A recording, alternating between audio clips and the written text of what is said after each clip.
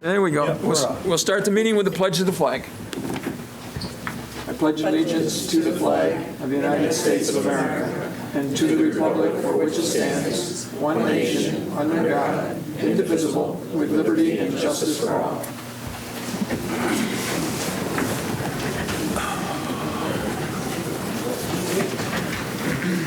I'd like to welcome everybody to the October 19th board meeting.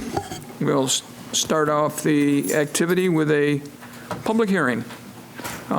Jody, would you read the public notice? Notice is hereby given that pursuant to Section 7-706 of the Village Law of the State of New York and pursuant to resolution of the Village Board of the Village of Baldwinsville adopted October 5th, 2023, a public hearing will be held by the Village Board of the Village of Baldwinsville at the regularly scheduled meeting on the 19th day of October 2023 at 7:31 p.m.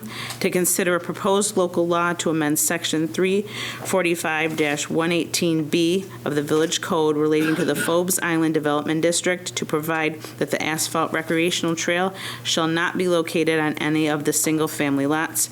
A copy of the proposed local law may be examined by any interested party by contacting the office of the village clerk by order of the Village Board of the Village of Baldwinsville dated October 10th, 2023, Baldwinsville, New York.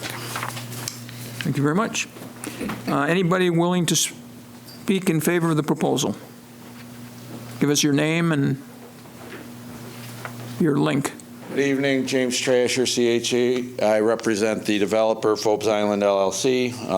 As we discussed at the last meeting, we're here requesting the removal of the approved, based on a 2015 resolution, and I submitted a packet of information to the board showing how iterations went through the process from the time we were with the board, then went through the planning board and iterations with the village engineer. So we're talking about the removal of the trail between lots 5 through 10. In this location, sidewalk would be constructed in this area. The trail was shown at the back, approximately 15 feet off the edge of water. Some great things have happened since 2015 called floods and greater environmental regulations. So if Mr. Segromo looked like there's a new floodway as well that is at the 372 elevation. So it's stuff that wasn't put in the packet. It was just more food for thought for folks. So we provide a plan for depiction tonight of what the trail would look like if we kept so there's floodplains and floodways. Construction with floodways is next to impossible. So floodway is elevation 372, where we have now shown the proposed trail at the elevation of 372, which puts it off of Lot 8, which is the house where the homeowners are here with us tonight, approximately 15 feet off the back of the house, and if they were ever to put a deck on, approximately 5 feet off the deck. So if they were sitting out looking at a sunset or watching what's going on, they could be high-fiving people as they walk down the trail. Really, lots number 5 and 6 become undevelopable with any normal-size single-family house because the trail would cut through this area. To try to help remedy, because I know folks around here want the use of and being able to walk, we created another depiction,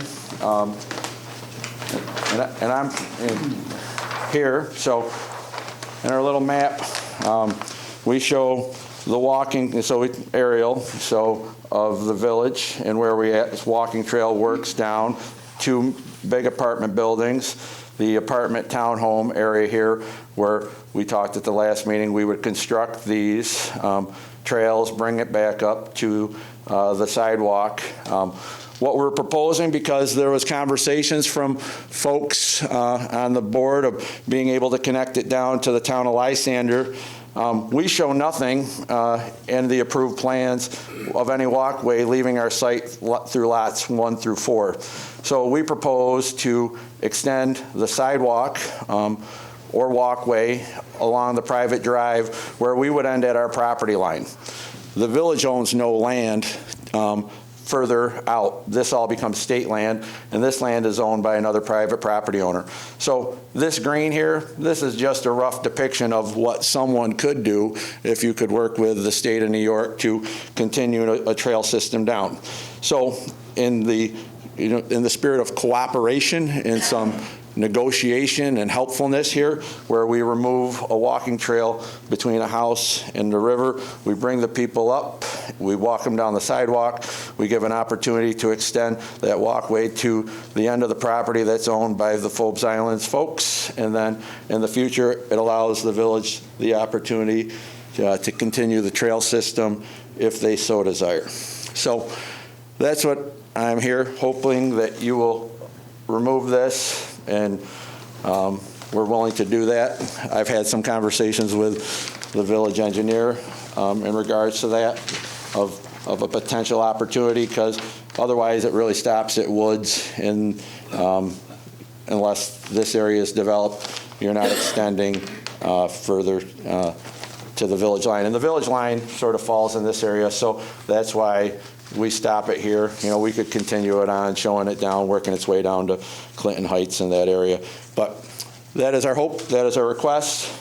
So we would like the removal of that from the previous resolution, and we think this is a very good compromise that helps both parties out. Very good. Thank you, James. Anybody else wishing to speak in favor of the proposal?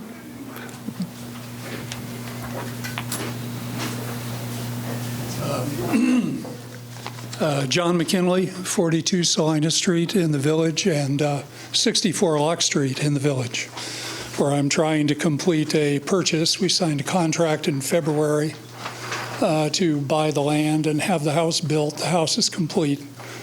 I can think of that presentation and my own experience viewing the lot and being back and forth with the lot. I don't see any practical way of doing that trail through our yard without impacting ourselves pretty dramatically.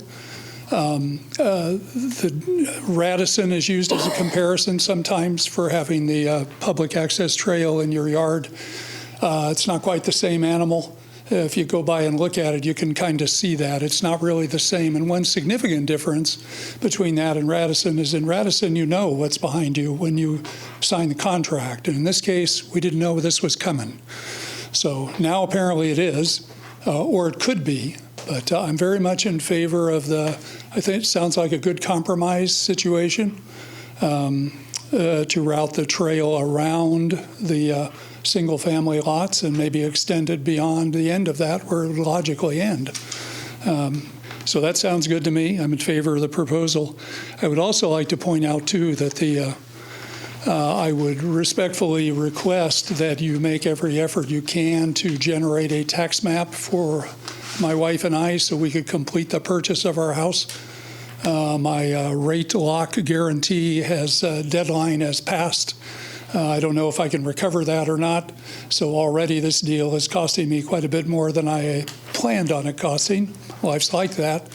But if you could do anything within your powers to expedite a tract map or a survey map, whatever the proper term is, to help us complete the purchase of our house, since we're going in there next week and we're not leaving, we would appreciate it. Okay. Thank you. Thank you. Anybody else who would like to speak for the proposal? I just have a question. When will the trail be extended from where it is now? Because right now, there's a significant part that's not been built. If we could just keep it with we're in a public hearing right now. Right. With one particular issue, we could discuss that later as far as Okay. further on. I'm just saying it was built, the apartments were built in 2015, and that part of the trail still is not built. This is in hopes to rectify that whole situation. It's a good question. Depending on what we come up with tonight, you'll know right away. Anybody else wants to speak for the proposal? Okay. Anybody wishing to speak against the proposal? Which means keeping a trail. Yeah, against the proposal would mean to keep the trail the way it was designed. For the proposal means changing it the way James Trasher discussed it. Seeing no one? Oh, Speaking. oh, good, now we got a lawsuit. Kevin Baker, 40 West Genesee Street. I would be against giving up the trail. I walk those trails. My wife and I walk a lot of the trails. There's been a big effort to make a network of trails in the village, and I think that's one of the things that really makes the village shine. I was looking at the village website, and there is a document on there, Central Business District Strategic Development Plan from June of 2006. And part of the background of that, I will quote it, "The momentum created from these recent public and private improvements is accelerating. This plan is a timely tool to show where the momentum can continue in the best interest of the community." I have a call for extension 301. Sorry. And they referenced the Lock Street character area. And the goal was to maintain a public right-of-way along the riverfront and extend the walkway trail from the East Genesee Street character area, the East Genesee Street Trail, to areas south of the village. It had a picture of Lock Street, houses, trail, and a public dock at the end of Lock Street. The experts kind of came up with this plan, and I feel the village, through the PDD, kind of solidified that plan. It's okay, that's what we'll do, we'll keep the trail. And I think at this point, to just take it away, I think would be a mistake. I have a business here in town. A lot of the decisions I make, I look at today, and I also look at where am I going to be 10 years from now making this decision. 20 years ago, the expert said, this is what you should do. 10 years ago, the village said, okay, we'll do it. I think we got to kind of look beyond today and look where are we going to be 10 years from now if we take this trail away. I think it's a good asset for the community. If we take it away, it's gone forever. And it's my understanding from listening to the board meeting, the last board meeting, that there was a comment about Meadow Street, that the trail on Meadow Street jogs around some houses, and the plan is to take those jogs out and put the trail next to the river. So if I heard that correct, and that is the correct thinking, why are we trying to push the trail up to the river on this street, on Meadow Street, and then across the river, we're going to take that trail and give it up and go around the houses? I think we got to look at this long term, and I think it's a benefit to keep those trails. I certainly understand the homeowners. I understand the developers' concerns, but this decision was made a while ago that this is what we should do, and I don't think we should give it up that easily. Very good. Thank you. Thank you. Anyone else wishing to speak against the proposal? Seeing no one, can I get a motion to adjourn and close the public hearing? All in favor? Aye. Opposed? Carried. So that will come up later on our agenda. We'll move on to the regular meeting of the Village Board. And we start with the approval of Village Board meeting minutes from October 5th, 2023. Move. A second. Any discussion, questions, changes? All in favor? Aye. Opposed? Carried. Citizens' comments. Sally Fedrizzi?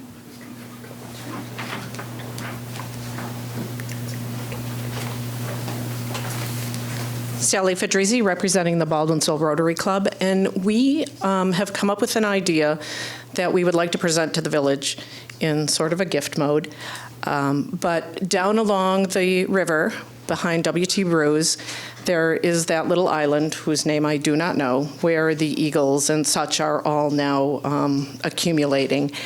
And we would like to put a permanent set of commercial-grade binoculars down there as an opportunity for people to view these birds in their natural habitat. Our idea is that the Rotary Club would purchase the binoculars themselves, hopefully with the assistance of the village. We would get the installation completed. Funding would come from the Rotary Club. And then the binoculars themselves would be gifted to the village as a permanent tourist attraction or benefit for the people who live and walk in the village. I have some specs with me. If I think maybe Chuck, you'd like to see these.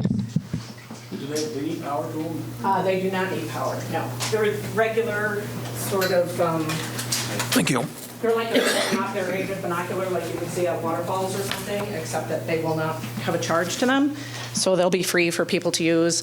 We'll probably do a small step so that small children can stand up and use them as well. They'll have a swing, so you'll be able to see like from the bridge all the way down to the island. And we would also like to install some sort of signage, maybe along that fence there, identifying the birds, and maybe with some QR codes so people can look up habitat or information or things like that. We can probably connect with Cornell or somebody for that. And that is my proposal. Sounds pretty interesting. Yeah, depending on what the board wants to do with that, I think that's a fantastic idea. I walk down there all the time, and there's constantly people down there with cameras with huge lenses and with the eagles and the osprey and Right. And there's a lot of cool. Did you say a pair? Did you say one or two? One set. So Okay. it would be one, a binocular is called a pair, so it's not Okay, going to be yep. two Oh, that- binoculars, good it'll be point. one, but Yeah, that's going to be fantastic. Does this thing down there. rotate a little bit type thing? yeah, so they will turn so that you can face either the bridge or down to the island, so you can view all the way across the river. I, for one, would make good use of that. Inspired over a drink at WT's, so, you know. Now they can't see out it. Any other questions? So I don't know if Chuck has had an opportunity Have not. to look at it yet. I think that an important piece of it would be where we can actually physically put it. I would hate for, I don't know what the dimensions are of the base of this, but I would hate for it to impede on the Yeah, they're not very existing large, trail. so all the So- specs are in there for him to take a look Yeah, at. I think maybe if you have an opportunity to walk along there Yep. with Chuck and kind of Yeah, placement identify a would be- place where it could be put in safely. Right, and- placement and would be not- at your discretion based Yeah, on not whatever's impede the- running underneath there, you know, Sure. power or water or anything else. And And this one here looks like it's on the far side of the trail, which on the, like the East Genesee Street, which I think would be better yet. We plow that in the winter, we want to make sure that we don't hit it. And that would yeah, be better no, yet. that's actually pictures from their website of how to install. That's not anything that, I was walking Oh, the it's trail facing today, that and way. the only locations are not on the riverside, on the other side, where you've got green grass, Right. Yeah. because otherwise you will obstruct the trail. right. And that's okay, too, because they'll And view, I mean, and the slope of the 5 ground feet. goes up, so you're actually above Yeah. anybody walking by. Right. So is there property along there that's public property, or would we have to get agreement from a property We'd owner? have to see how far our easement goes there. I know Yeah. we have power down through there on Okay. that side, so, and if it could go on the East Genesee Street side, that'd be great. 'Cause otherwise, we'll put it near the fence, and then we wouldn't want the plow to hit it in the winter. Right. Because people use that all year round, and I'm sure they'd use something like this all year round, too. Right, I think so, too. Yeah. And I think it would be a great attraction for I people do, to too. I come think it'd down be- and utilize. Sally, are you, I mean, we've talked this Yes. personally, committed to the WT site as opposed to farther down where you can see down the river farther? I know No, the placement is really arbitrary. There's a lot of gathering there because of the people who sit out back at WTs, so it would get a lot of more attention there, I think. Plus, he's a Rotarian, so he might. Right, and Look at it occasionally. I think they would not be opposed to pointing a camera at it for us because they belong to the club for, practical purposes of, keeping it so that people aren't trashing it or something like that. Where a more remote part of the trail, it might be easier for vandalism. But I'm open to any location that would allow people to be able to see Well, that's the wildlife. That's pretty much Chuck's bailiwick as far as what works, what works for the actual, you want it in the best spot where you can see the most birds and that type of stuff, but you also want it Right. where it's not going to be getting hit by the snowplow. Yeah, that's in the not my winter. area of expertise to figure Yep. out where the village could actually best maintain it. So I would Actually, we defer to talked- you guys. Yeah, we actually even talked to some of the people who take all the pictures there, because they know where the best spots are. Yeah, but I mean also in terms of installation where you can actually practically place it, as you said, with the plowing or anything else. I don't know if by the bench there. It's a nice spot down there, but Work there. I wanted to also point out to the board that Seacoast, the vendor that Sally's put forth, is a leading company in the industry. I've dealt with them many, many times. I never bought binoculars, but many, many telescopes. They're Great. I think it's They're great. armored. Bob, do we have to do anything or just say thank you? Well, yeah, I mean, you can adopt a resolution ultimately accepting the donation, and then, you know. Yeah, we would need that where to it's go gonna be forward with the placed. purchase. Make that item I. Okay. I have one more. Anybody got any other questions for Sally? Okay, thank you. Okay, thank you. That's good news. That's the Yevich Trail, right? Yep. Okay, that's item 1, item A. Item B, this is the nice stuff. We got our Boy Scouts here tonight. You want to stand up and come up by the microphone, or who got selected to sing? Oh, they didn't tell you you had to sing? Oh, come on up in front so everybody can see you. Just so everybody knows, the Troop 71 undertook a project to paint the gazebo at Mercer Park, and was several different nights of work, and quite a crew you had down there the night I was down there, and it's efforts like that that help keep the village up to snuff, and not that we couldn't have painted it if we had to, but you guys got it done, and it's great for the kids to be involved, and so we just want to recognize you. We have a plaque that recognizes the troop for for achievement. I know Chuck was a coordinator, so I thought it'd be good if he handed it over to everybody. And in this project, Chris had talked to me earlier about, they had talked to me about doing this, and some of the comments that I heard down there was, in our world, we're constantly painting over graffiti and doing stuff like this, and we get some young kids, and this might not mean a lot to you at your age, but when you get older, you really made a difference, doing stuff like that, and I was surprised at how quickly you did it and how well it was put together, and you truly did a nice thing for the community, and especially down, because we had just painted those tables twice, some of those tables twice in the last month or so. So it was great what you guys did. It made a difference, and they'd like to just leave you with this plaque if we can. And thank you, boys.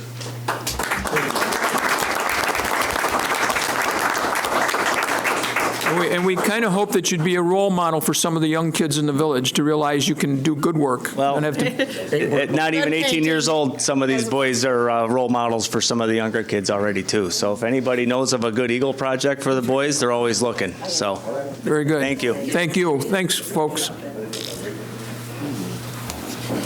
All right, we'll move on to the rest of the agenda. We'll start with trustees' comments. We'll start with. If there's any other citizen comments? I just have something to say. If you need me to go to the mic, I will. Oh, okay. You should put the camera on the mic so you're getting filmed.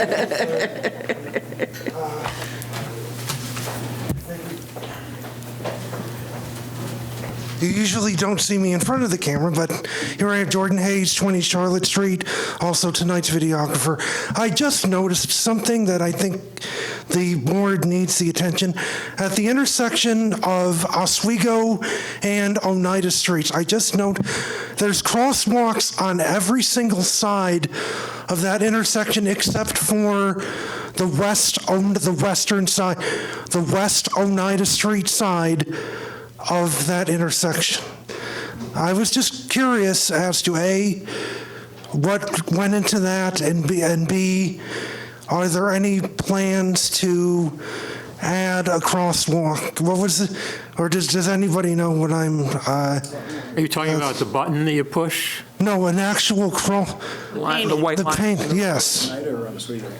On On Oneida Street or on Oswego Street? Well, going from crossing from Oswego Street towards the other. So you're going from one side of Oswego Street to the other. You're crossing west. You're crossing West Oneida.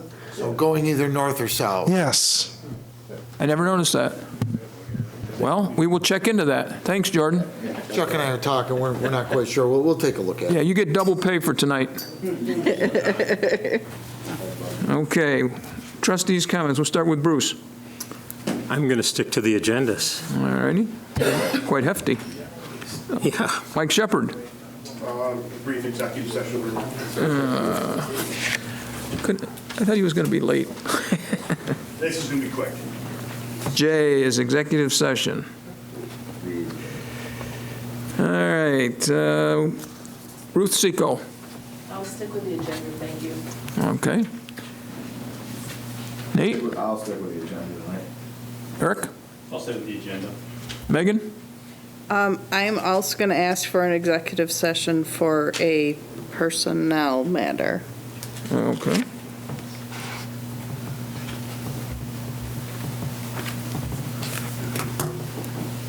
All right. And I got a few things. See if I can read what I wrote. Not very well. All right, where do we stand, Chuck, as far as a Christmas tree?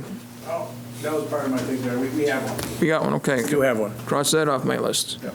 I know not to wait till November 15th to figure out whether we got a tree. And that's the week we want to put it into. We talked to the Korean guy last week. Just remind everybody that Halloween is October 31st.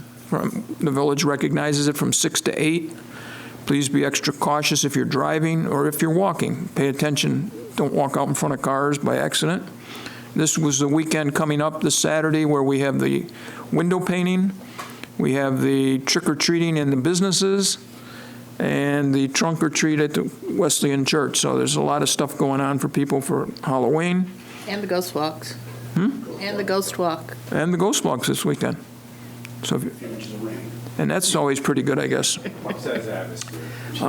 Just a reminder that the Veterans Day Parade is November 4th at noon at the State Fairgrounds. And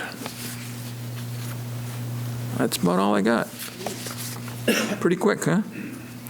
We'll move on to department heads. We'll start with our attorney. Bob? I just want to make one mention. We had the discussion about the walkway. At the last meeting, in addition to that, we also talked about expansion of the sidewalk along Locke, and whether there was what needed to be done to accept, in a sense, the additional land that the developer was going to give to us. We don't need any public hearing or anything further about that.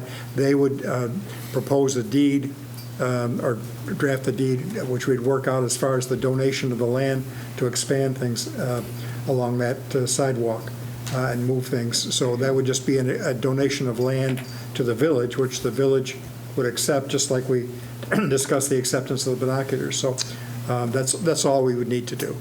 Okay. Do we need to do that tonight, or? Well, no, I would rather wait until they come up with a proposal and actually, I can work with them about drafting a deed so that we can, and I can talk with Chuck too about what we're actually going to be doing over there. Okay. He says he needs it tonight. Yeah. At the last meeting, I think,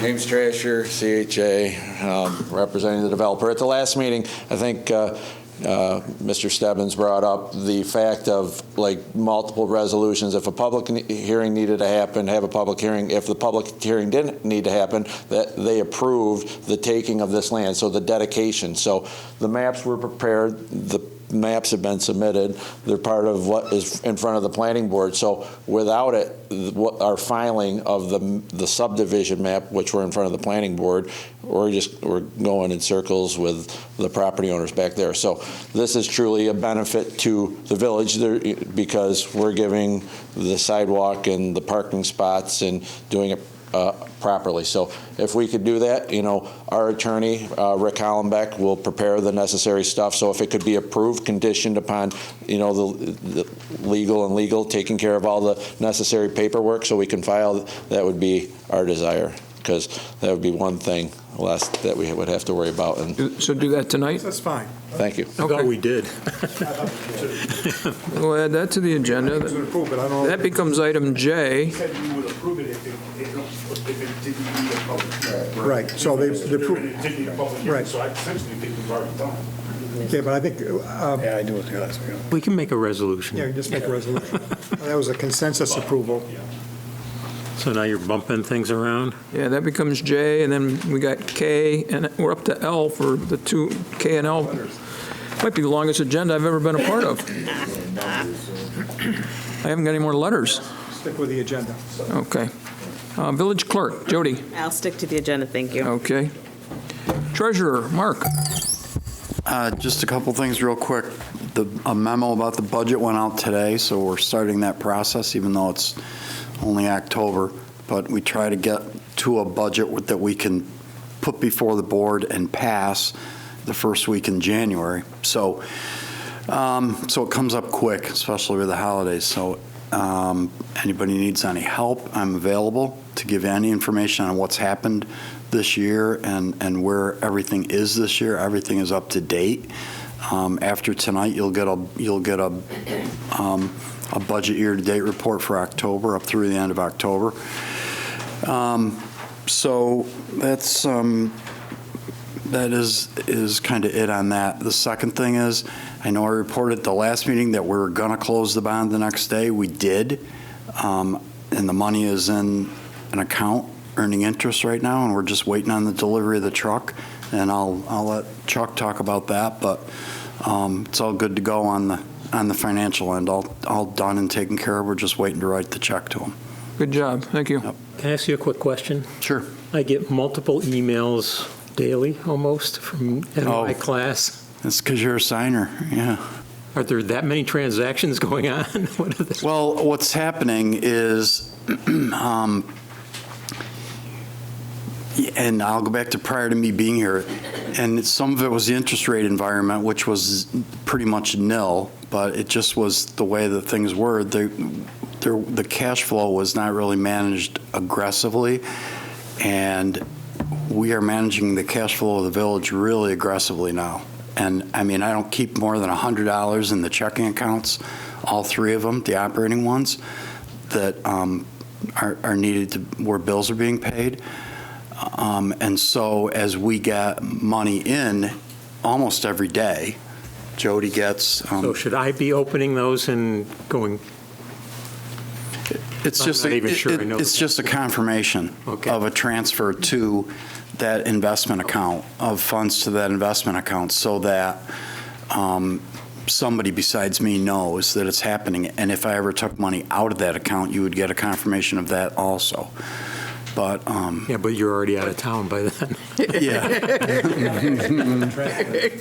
No, the strategy is to flashing lights. The strategy is to keep the bulk of things at the investment cooperative there, the state investment cooperative, and then like 1 month of operating cash at the bank, and then as that gets spent down, at the end of the month, we move a month of operating cash over to the bank from the investment house, and it's working really well. But it's kind of, and I don't know, maybe I'm too aggressive with it because I'm not going to keep doing it forever like that. But just seemed to make sense. One of my questions, because I keep seeing it come in my email, and I don't have an account set up that I can open it up. I have to do that, and I thought, I'm not going to bother. I'm not getting involved with that right now.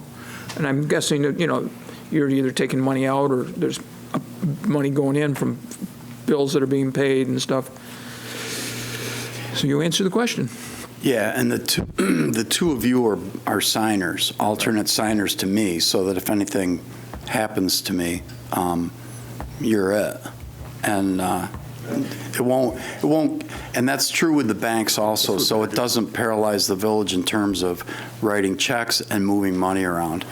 And with that in mind, I am going to Florida next week. So we should set up our account, say? Well, no, but I'm flying, and so I always want to let you guys know that so. We're prepared. Okay. So that's it, unless there's questions. And thank you for the work on as much you've been doing on the cybersecurity stuff. Well, you're welcome. And there is a component of the financials to that too that we should be doing, and I need to talk with like Jody and Melissa about implementing that, where every time I make a transfer, somebody else is going to take a look at it and make sure that it's not like going to my bank account as opposed to the village. That'd be nice if it didn't. So, and that, on the evening news. That was a good recommendation about them. Good. Thanks, Mark. Yep. Move across the room to the Senior Center. Ruth Troy. Just a couple things that I mentioned last time that bear repeating. One, there's a vaccine clinic this coming Wednesday, October 25th, from 10 a.m. to noon. COVID, flu, pneumonia, shingles, and RSV all available. Bring your insurance card, no appointment necessary, and people are welcome to come in if it's a convenient place and time for them to do it. Also, home-delivered meals from the rescue mission. If you need that and you want that this year, please call our neighborhood advisor, Nancy. The deadline for Thanksgiving is November 1st, so that's going to come quickly, and the deadline for Christmas is December 4th. So just call the center, speak to Nancy, and she'll make sure that you get a home-delivered meal for the holidays. And that's it, unless anybody has any questions. Okay. Thank you. Very good. We'll move on to our Superintendent of Public Works, Chuck. Well, summer's coming to a close. The flowers are down, the benches are in. We got the docks from the wall pulled in today. The island restrooms are closed, so the showers and what have you are closed there now. The canal's closed, so usually it's the boaters that use those. We'll be taking the kayak launches in here. They may be doing it tomorrow. We want to get those in as early as we can. Will the kayak rental company take their kayaks away? I believe when we talked to them, they said they just leave them there. Oh, okay. So, yeah, so, and if they have to come out, I haven't heard about it yet, but so other than that, the water department's still up in the Brown track there. We had some issues with some of the valves up there, and they're still working on getting those taken care of. Aqua today had a water main break, and we fed parts of Aqua for them. There's emergency connections that we have, and they're good with us if we need some issues, and they have problem spots and they need, and what they do, they'll fix their break, and we back feed their system for them. And that took place today, and the water department and myself were at a water school, and that's how good we get along with Aqua now. We just talked to the operators over there. They knew which valve to turn. They turned it, fixed their break, and shut it back off, and then we moved on. Got the docks. I think that's it for me. Thank you. Very good. Thanks, Chuck. We'll move on to the police department. Michael.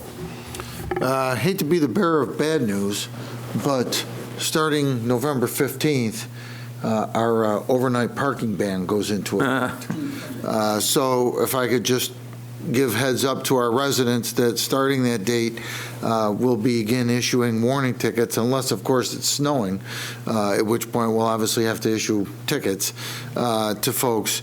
But we will start letting people know that they're not supposed to park on the street overnight starting November 15th, so we can hopefully keep the streets clear for Chuck and his cadre of people to plow, so everyone can get out and get to work and do the things they need to do every day once the snow starts flying.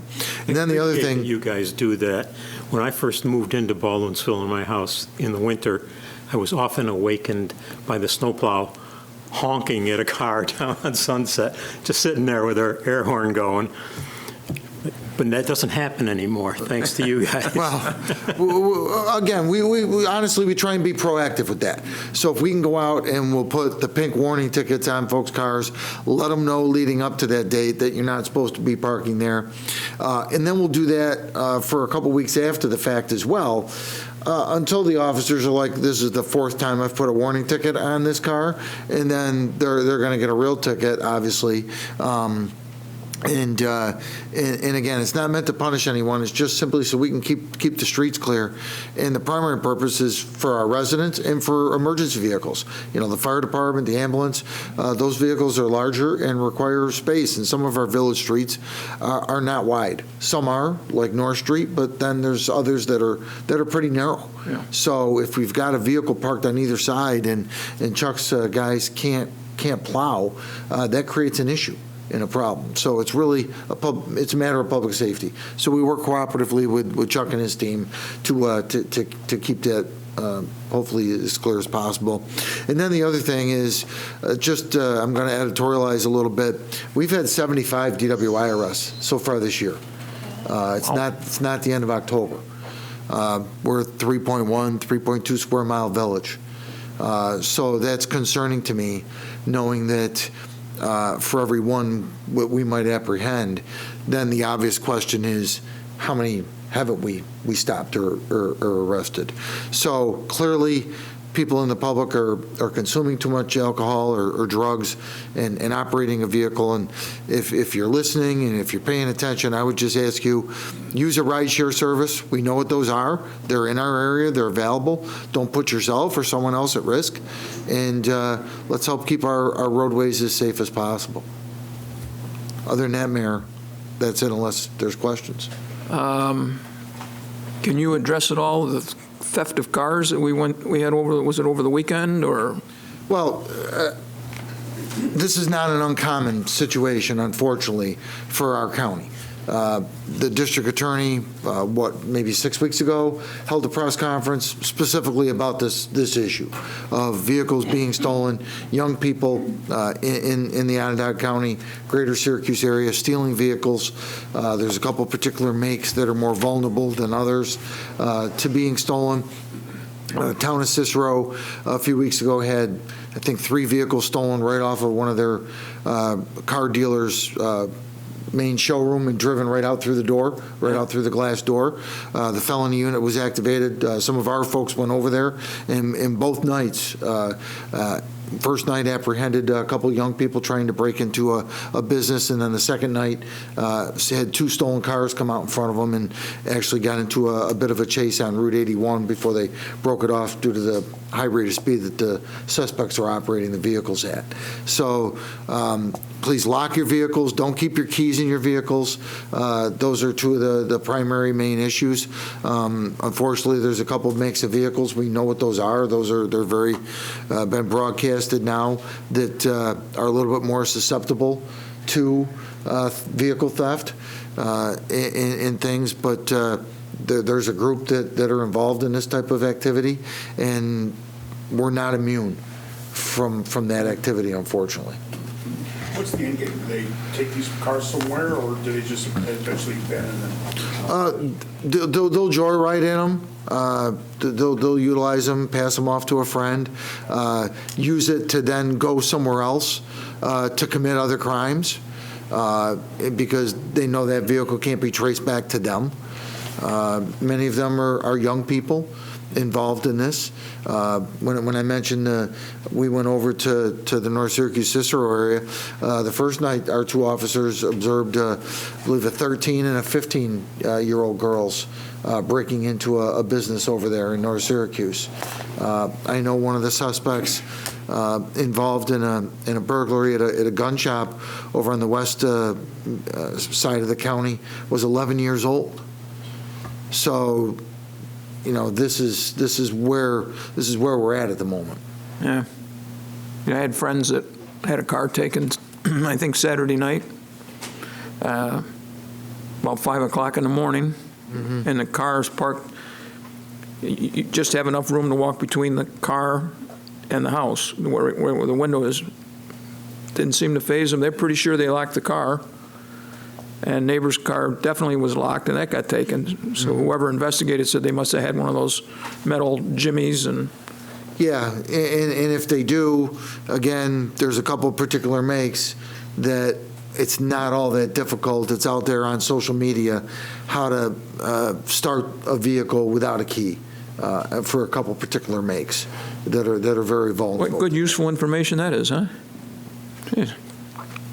Well, you've reminded people, seems like 100 times, to make sure your cars are locked and stuff, and I suggested to friends, make sure if you're concerned, leave a porch light on or something, just to make it, because it's, the strip where they were, which was on Downer Street, was quite dark. There's no street light right there.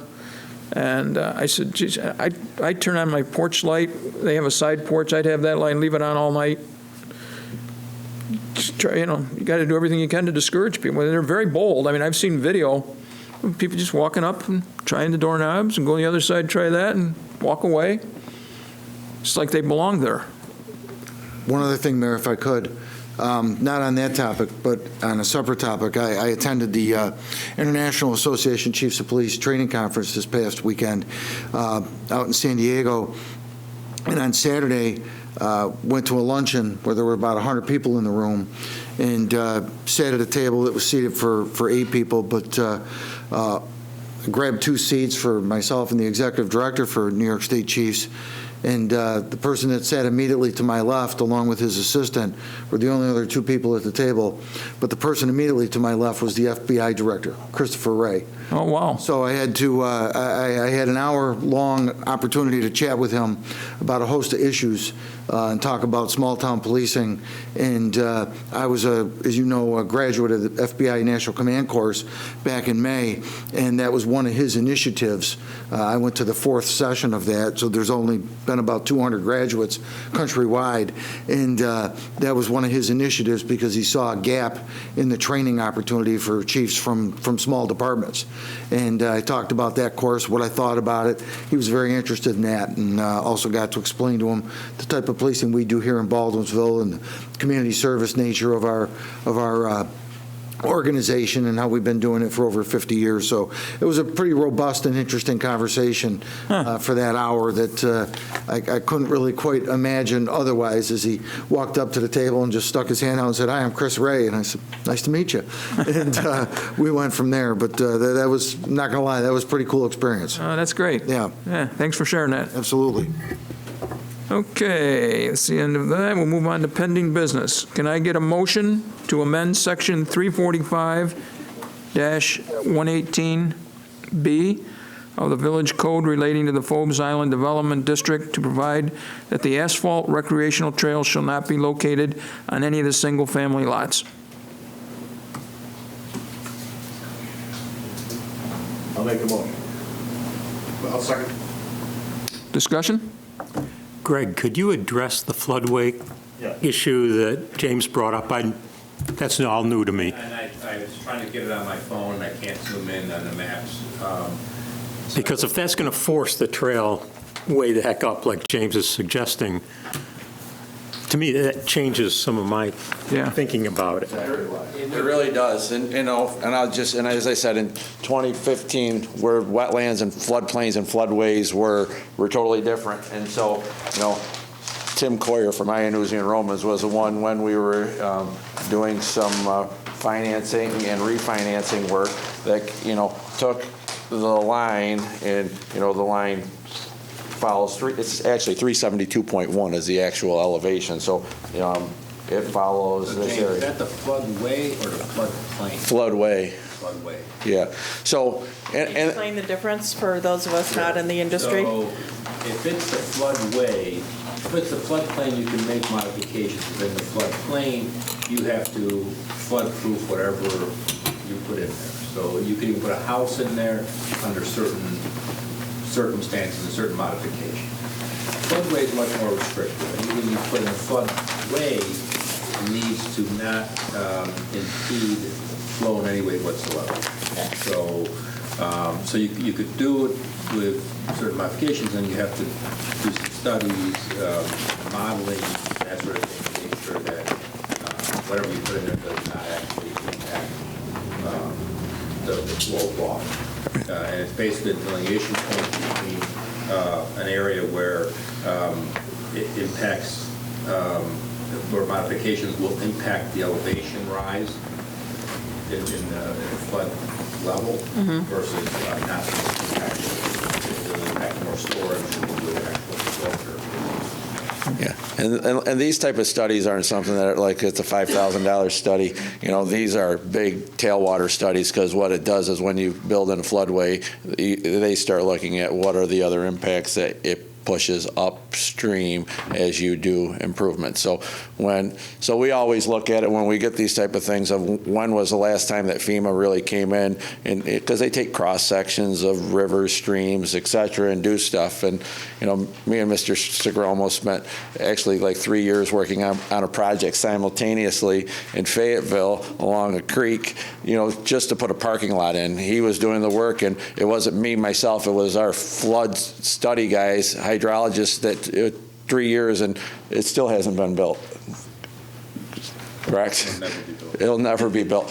So those are the type of things. And truly going into this, and I think in the compromise of what we talked about, and Mr. Segromo was the one who brought it up to me. He said, hey, you know, the village would really like to see the continuation. So if you could take the sidewalk where we're really getting down, this isn't a public road for these lots, but continue, you know, a sidewalk that could then be extended out into the future by the village, you know, or someone else who might acquire that land where currently stuff is going on in terms of. And there's a conversation from the planning board about the continuation of that walking trail along the whole waterfront. Right.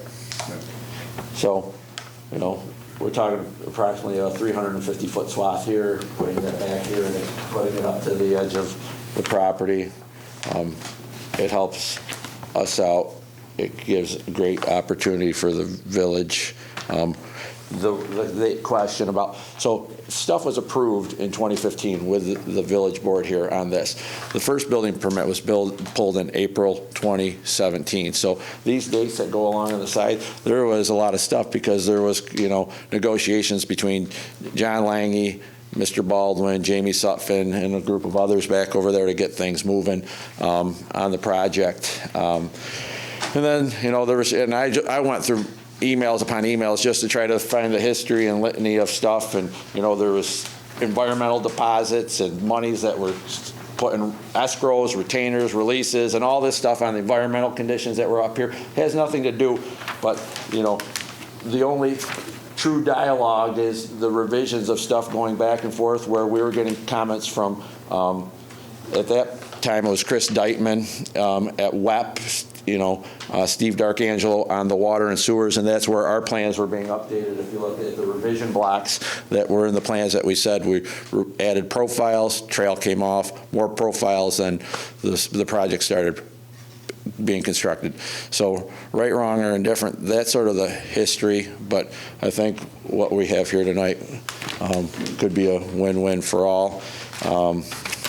So. Is some of the current trail on the floodway according to this map? Or? Well, currently we are here, so like in this area with these two buildings, we have to look at the floodway elevations, and this trail will be constructed out of the floodway. So with this section here, the townhomes and apartment homes, we call them, there'll be some modifications. We have to go back to the planning board for the approval before these are constructed. So this trail will be all pulled out of the floodway, probably modification or loss of 4 units in the development will happen because of that, unless we can reposition or resize these things. But we would look in the question, and we brought up, we would construct the walkway outside the floodway at an elevation of 372, and we would connect it up to where it's at Tabor Street. With the weather turning, asphalt plants are going to close any time.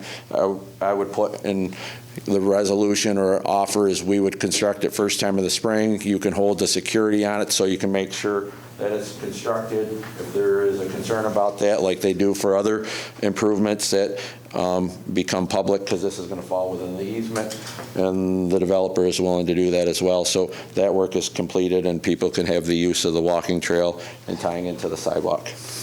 James, what happens to the easement that's referred to in these drawings? It hasn't been filed. Oh, it doesn't really It exist? doesn't exist until we do the filing. So when we came to the planning board, it came and the trail wasn't there, people brought up this stuff, so we showed an easement. So there's been nothing approved by the planning board. Once we get the resolution from the village board, we are on the next planning board agenda, and our maps will reflect easements that are needed for the subdivision. If there was, if not, then it won't be shown. So we wouldn't show easements here. We would show the road right away, and I have the subdivision. I bushwhacked down through it, and it would make a nice trail, but if the floodway, I stopped and talked with John and his wife as I was going through their backyard. Where I was bushwhacking would be away from there, but if that floodway is going to push me right up to where you were building your fence, that's like, that's a big. Where you're walking, if you were in their backyard where it goes off like this, you know. I was walking mostly below that. Yeah, where you walk below, you can't go down there. We had some friends from, some of the state and agencies. They were out here. They were doing some audits out here, and they came and walked those areas, and they were making sure we were at the top of the bank outside of, so where that backyard is graded. I was walking like mainly where your silt fence was. Yeah, so the under the new location out of the floodway, we have to be on this side of the silt, like the house side of the silt fence, with it would be a 15-foot easement to that side, whatever, north, south, east, or west, house side of it, not riverside. And believe me, we talk about this all the time. We got this approved. I always say, things are changing. I can go, and I say it to Joe, because we get a lot of projects approved, and I'll use Joe. Joe Alberici is like, we get them approved, build them at that time, because regulations change. You do stuff, and then all of a sudden, you have a change, not at local level, but at the federal level, and, wetland laws and regulations change, depending on what party. They flip-flop back and forth. We've been sitting as collective professionals for, 4 months while no wetland permits would be reviewed, jurisdictional determinations because of fights, at the Supreme Court level. This is where we are. We think it's something good. Greg, you agree with James on the floodway thing? I think if it's in the floodway, it becomes, and I'm not going to tell you that it can't be modified. It's a very, very exhaustive process. It takes a lot of, not only a lot of study, but... So we'd have to build a boardwalk, an elevated boardwalk.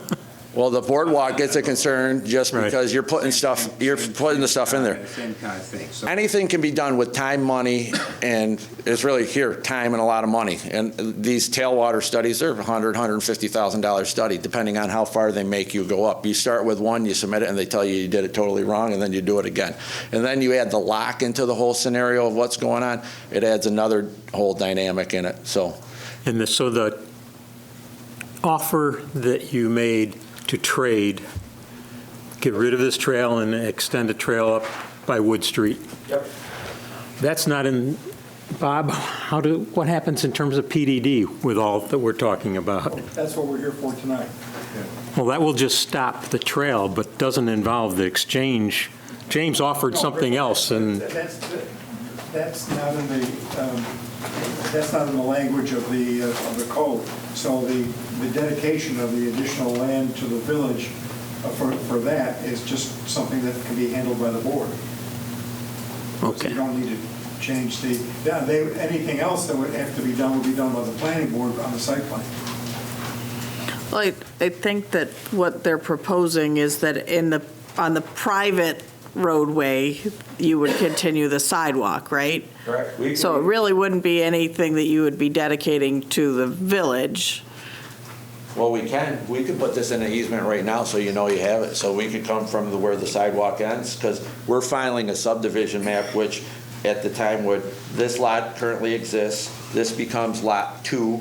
This becomes lot. Couldn't we just take it from 10, 9, 8, 7, 6, 5, and then across this, when we file, we could show an easement right here that says, nature trail or sidewalk easement. An ingress, some type of ingress-egress easement that is used for pedestrian and bicycle type of use. We don't want to put it that it's for vehicular use, because we don't want the village to come and say, hey, let's build a road here, and Of course, we've been driving through there for 50 years. Isn't there something called adverse prescription? Yeah. I'm just talking. some people went out and visited, we're on candid camera right now, we won't talk about that. Yeah, I think it's at the board discretion what that easement would look like or be able to be used for. One of my concerns in looking at, there's a sewer line through there, and obviously there's some sewer easements there, there's some power lines, so there's some power line easements, and they're not reflected on their survey, so I would need those shown on there so I know exactly what kind of conflicts we're dealing with. I think we'll be. And if the village decides that they, want that for, vehicular access of some sort, it's up to the village. It's up to them to say no, but it's up to the village to.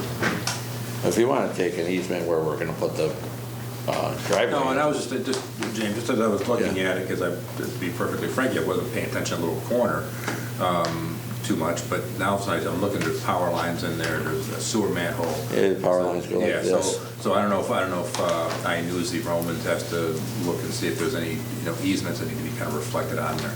We have everything surveyed out, so like this is. And it may just not be turned down or something Yeah, later. this is a graphical depiction for tonight to say, it could move to the other side, we could run it straight. We just said we would bring it down to the edge of our property. You'd allow us to connect. Correct, and so it's right to the end, so you have perpetual rights to get from here to here. And I'll just use if lots 1, 2, 3, and 4 didn't happen, and they hadn't been constructed, and I said the village wanted to come in and put in 150, 200-foot section of path because they're ready to go out here, you have the right to do it. So how do we make that? We make a separate resolution to accept the proposal, or do we have to get that some in the future? We're talking about a couple different things, but the dedication of the land across Clark Street, that's going to be to expand the area where the sidewalk is. Correct. That's simply. It's moving the street right away back. Yeah, so this is just widening of the existing right-of-way because under the Save the Rain project, the road got widened and sidewalks were put in here. And based on where the property line used to exist, we took, give or take 10 feet of land that expands the village right-of-way just to the back side of the existing sidewalk. And then all future sidewalks on lots 5 through 10 would be that's the townhome. So townhomes, sidewalks would fall within the public right of way. And then on the single family, same thing. We have the sidewalk, right here on public land. Previously, right here is the old property line. And that's what we would do. And then down here, so like you can see some of the easements and the stuff that's shown here. So it's on. So we would just coordinate the extension. So to Greg's comment, in terms of utilities, easements, and stuff, we have them all shown on the subdivision map. We would just you have a sidewalk here, and we would, I would say potentially parallel. So we show it going like this way. We could pull it inside. We could parallel the water line easement because. Having an ingress-egress easement next to a water line easement, then you don't have, easements upon easements, on these future homeowners. So we can work, and even this orientation of this private drive that we bring in, we can pull it up, 10 feet this way and run that trail that we're talking about, or sidewalk right here. So, because where this falls doesn't make a difference. It's just, it would make these lots 10, 15, 20 feet bigger. Very good. Thank you, sir. Thank you. Need to see any of this? Other figures? My only question, Bob, is he's talking about moving the sidewalk a little different than where it was going to be behind the townhomes and going up onto the street for the sidewalk, basically. Do we need to do something tonight if we approve this? What you can do is adopt, we're going to put this on the agenda, adopt a resolution authorizing the dedication of additional land to be determined by the planning board and the attorneys. So because we have to work out and get a deed prepared. Why does the planning board do it? Well, only because if it's in the, they would be changing the site plan somewhere. And if they change the site plan, then it has to change in the PDD, right? No, because the PDD itself doesn't have specific rules about that. It's just the PDD, just like a zoning district, although it does have some restrictions, which is why we're talking about the single-family lots. It basically just talks about the use that can take place within the planned development district. See, the PDD stated that there would be a trail along the river the whole length of the property. Right. It seems to me we're proposing not doing that, that maybe that in the PDD should state where the trail's going to go, because now we're saying it's going to go up to the sidewalk at Tabor, I think, go down the sidewalk, and then it's going to commence again connecting to the state property line. You can amend the proposed local law to state that. Well, that's my thought. And we can provide a figure as well, so that you can reference. Is that something we should do tonight, or can we do that like for the next meeting? We can draft something in for the next meeting. Okay. You don't have to vote on it tonight. Okay. Anybody else got questions or discussion on? Are you meeting before the next planning board meeting? Because the planning board won't do anything without you telling us, good, bad, or indifferent. I can send a message to John Tonell. I'll try to do it tonight when I get home. Tell him I think there's something else going in front of the planning board, that the group that we met with the other day that's looking to develop there behind Beeville Supply. They need to get to the planning board, and they're going to ask for an informal review of their plan to see what the planning board thinks. So hopefully they're going to be meeting, what is it, the last Tuesday of the month they normally meet? So do you meet again before the last Tuesday? Because we need your resolution approving this, and then the planning board could then approve the subdivision. You need to act on item A. Right. If we act on item A, that will give you what you need. This other stuff is working the details out. Right. Okay. The planning board meets next Tuesday, right? Is it next Tuesday? Yeah. Yeah. Okay, so we'll double check. We know we're on the planning board agenda if you guys approve. If you don't approve, or we have to come back to another meeting, we're off another month, and then we're getting a 9.75% interest rate. I want to say I agree with Kevin. I think this is a quality of life issue for the community. However, when you add the new element that didn't exist in 2005, that we can't put the trail in an appropriate location, I think that sways my feeling on this whole thing. Me too. True. As frustrating as it is. There's a little bit of a difference between the news media that said that about these houses on Meadow Street. Those aren't privately owned. Those are rented. That's not, they own that property. This is private ownership, which is completely different. And now that we've accepted the, what do you call those?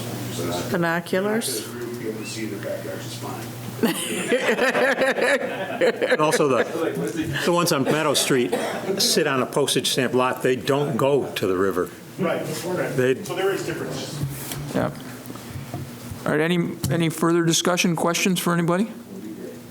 Do we have a motion? Yes. Okay, it's been a while. Sorry, Jody. All right, we have a motion and a second. All in favor? Okay, wait. Hold it. I want to make sure I know what I'm voting, because this was a negative resolution. You're voting not to have the trail along the river. Thank you. So a yes is no. Right. Thank you. Yes is no trail. Now you got Mark all confused. Do you at the same time vote for the additional easements? Do you have to worry about the additional easement along lots 1 and 4, and Just make it a condition of the resolution, but in there, that you're removing it, and that the professionals will bring and provide documents for a new easement along lots 1 through 4. Yeah. But James promised. We'll probably tackle that next meeting, November 2nd. Yeah. Any other comments? All in favor? Aye. Reluctantly, yes. Opposed? Carried. Thank you all. Appreciate it very much. Enjoy your new home. Sorry it took so long. No problem. James, one thing you have to get better at is you keep turning the page to a blank page and saying, and right here you can see, and there's nothing on it. Invisible ink. Thanks, folks. Thanks for coming in. Thank you very much.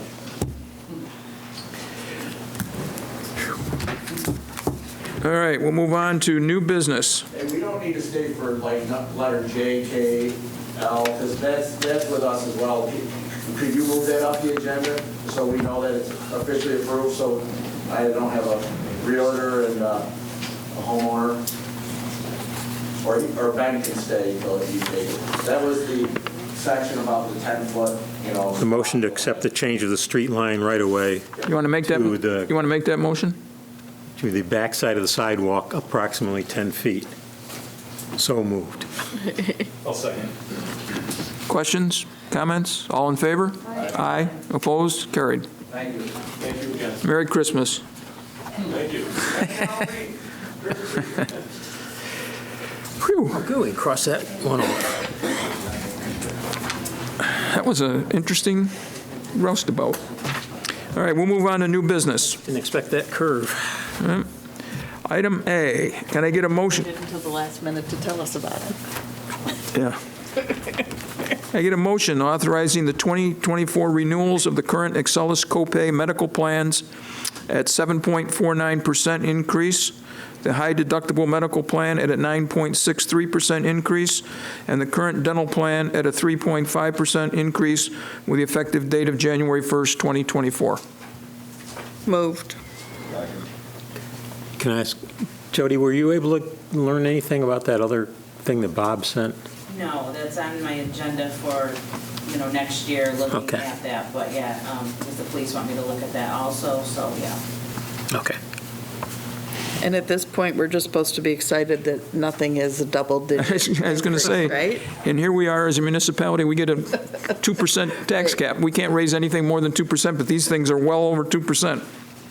All right, we have a motion and a second. All in favor? Aye. Aye. Opposed? Carried.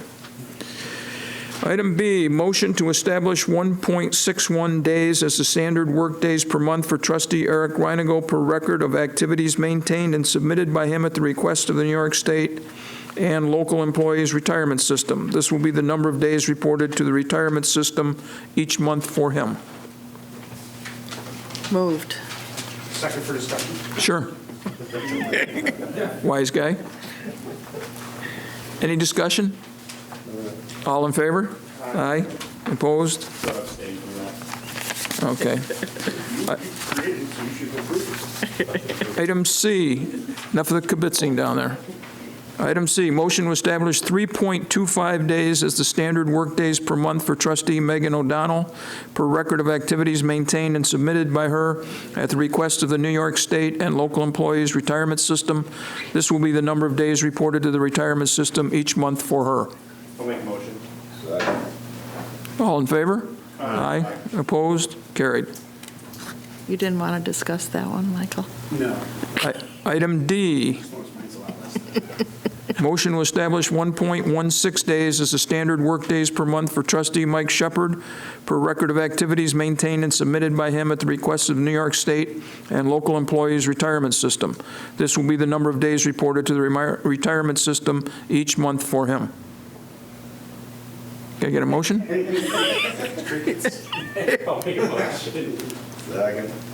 Just like my regular day job, I work a lot more than what I've shown here. This is what I get paid for. Yeah, some people apparently are better at maintaining records. Well, I would guess, yes. Do we have a motion and a second that I hear down there? Yep. All in favor? Aye. Opposed? Carried. Mike's not getting paid for the work he does. Item E, motion supporting participation in the CNY Stormwater Coalition Staff Services and Education Compliance Assistance Program from January 1st through December 31st of 2024, and agree to fund its portion of the program cost in the amount of $3,600. Moved. Second. All in favor? Aye. Opposed? Carried. Item F, Get a motion designating the following offices as vacant at the end of the current official year to be filled at the village election to be held Tuesday, March 19th, 2024, for the following term. 3 trustee positions for a term of 4 years each. Moved. Second. All in favor? Aye. Opposed? Carried. A motion adopting a resolution identifying that the polling place of March 19th, 2024 village election is Village Hall, 16 West Genesee Street, and the hours the polls will be open are noon to 9 p.m. Second. All in favor? Aye. Opposed? Carried. What is this one? Authorize the mayor to sign the agreement with the Christopher House for the La Madra Apartments on Smoky Hollow Road. That's the motion. Can we get a second? Second. Any questions? All in favor? Aye. Opposed? Item I. Can I get a resolution accepting the Rotary gift of binoculars for the Yevich Trail for nature watching? Second. All in favor? Aye. Opposed? Carried.